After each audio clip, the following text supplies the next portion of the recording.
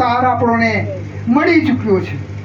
કેમ કે 84 લાખ યોનિની અંદર 62 અવતારોની અંદર અનંત અવતારોની અંદર આપણે પ્રયાણ કરતા કરતા કરતા હરેક ભાવમાં આપણે ફરતા ફરતા છેલ્લા કોઈ અનંત કાળનું કોઈક પુણ્ય પ્રાપ્ત આવી મળ્યું એટલે પરમાત્માએ આપ સૌને યારી આપી અને કે જા બેટા જા, તને એકવાર હું માનવ અવતારમાં મોકલું છું અને તું તારા જીવનો ઉદ્ધાર કરી લેજે.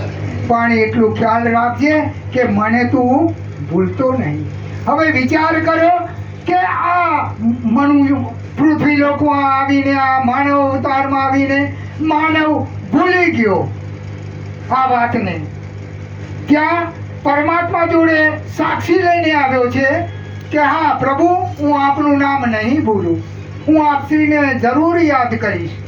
પણ અહીંયા આવીને આ સોનાના ઢાંકણા ઉપર નજર પડી ગઈ એટલે પરમાત્માને ભૂલી ગયો.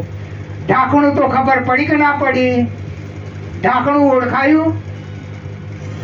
આ માયારૂપ આવરણ ઢાંકણું, માયા. એ માયાળા રૂપી ઢાંકણું જો ખસી જાય એટલે પરમાત્માના દર્શન થઈ જાય. બરાબર કે ના બરાબર? આ 5 તત્વનો દેહ આપણને મળ્યો છે. એ માયારૂપ આ દેહ એ જન્મે છે અને મરે છે. શું કરે છે? દેહ જ જન્મે છે, વિકાર પામે છે, નાનો મોટો થાય છે, ફળે ફૂલે ફાળે હુષ્ટપુષ્ટ થાય છે અને ફરી પાછો વિલીન થઈને પાછો નષ્ટ થઈ જાય છે એટલે કે મરે છે. પણ આપણે પોતે જે સ્વરૂપે આપ પામ્યા છો, જે પરમ પદને, જે આત્મ તત્વને, એ ક્યારેય નાશ પામતું નથી, ક્યારેય આવતું જતું નથી, ક્યારેય જન્મતું નથી, ક્યારેય મરતું નથી. એવું અજર અમર એ તત્વ છે, એ પદ છે.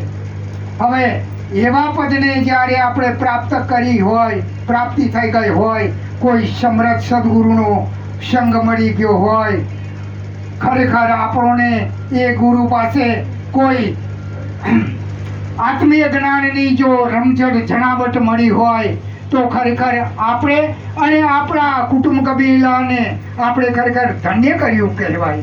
હે, આપણે ખરેખર આપણા ભવનો ઉદ્ધાર કર્યો ને આપણે પોતે પોતાના જીવનો ઉદ્ધાર કર્યો.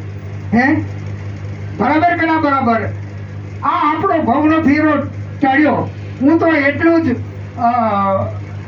સમજીને એટલા માટે હું ખુશ થાઉં છું કે જ્યારે હું સંતોને જોઉં છું ત્યારે મારા અંતરાત્મામાં હૈયામાં આનંદની વેણીનો ગુરો